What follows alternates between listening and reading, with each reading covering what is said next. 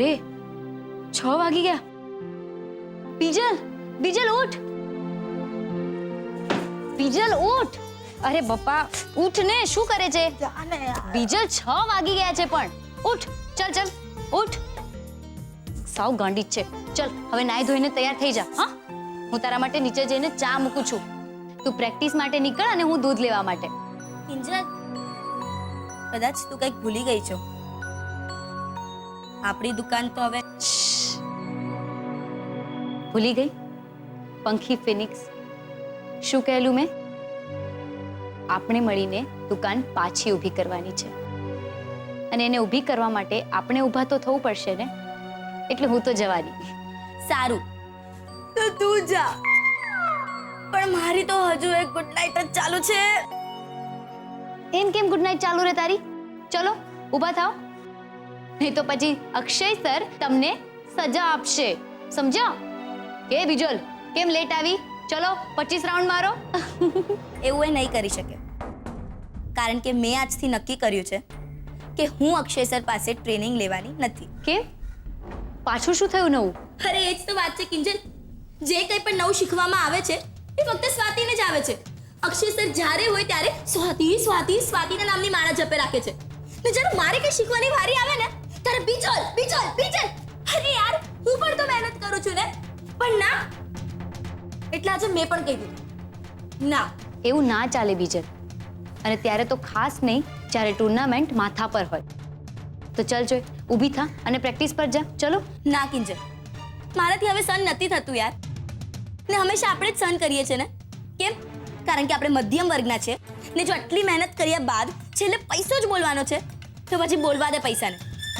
ફાલતુની મહેનત કરવાનો શું મતલબ? એમ જો અર્જુને પણ આમ જ વિચાર્યું હોત કે છે ને મોટા મોટા ધનુર્ધારીઓ એ જીતશે, હું શું કામ મહેનત કરું, હું શું કામ આંખ વીંધું, તો શું આજે સ્પોર્ટ્સ જગતમાં અર્જુન એવોર્ડ અપાતા હોત? નહીં ને. તો બીજલ, પપ્પા પાસેથી કંઈક તો શીખ. એમનું આખું સપનું ધૂળ થઈ ગયું ને તો પણ એમને પોતાની હિંમત પર ધૂળની રજ પણ નથી બેસવા દીધી. અને એક તું છે જે આખે આખા માટીના કાટમાળ નીચે જીવવા માંગે છે. કેમ? એટલે ઊભી થા બીજલ અને ખંખેર ધૂળ. અને એવું પણ નથી ને કે મને ખબર નથી કે આપણી દુકાન તૂટી ગઈ છે.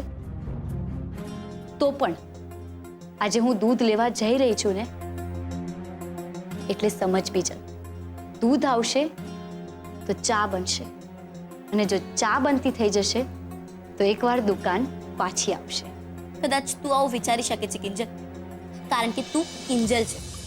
તને લડીને જીતી બતાવવાની ફાવટ છે. પણ હું તારા જેવી તાપીનગરની રાણી નથી ને. ને તું તાપીનગરની રાણી બનવા માટે જન્મી પણ નથી. તો બેડમિન્ટન જગતની મહારાણી બનવાની છે, સમજી? અને આ સ્વાતિ, અક્ષય સર ગમે તે બોલે, શું ફરક પડે છે? હા, ભૂલી જા બધું. ને પંખીની આંખ જો, ફક્ત આંખ. ને તારા માટે પંખીની આંખ છે ટુર્નામેન્ટ. પછી જો તું પૈસો જીતે છે કે પછી પરિશ્રમ. સાચે કિંજલ? ના ના, મને તો આમ સવાર સવારમાં તને ભાષણ આપવાનું મન થઈ ગયું. કિંજલ! શું કિંજલ? હા, ચલ હવે ઊભી થા.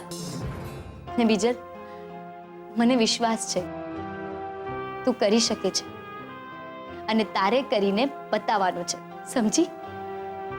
બીજલ, અત્યારે ઘરની જે પરિસ્થિતિ છે ને, હું ઈચ્છું છું તો પણ પપ્પાનું ટી કેફેનું સપનું પૂરું નથી કરી શકતી.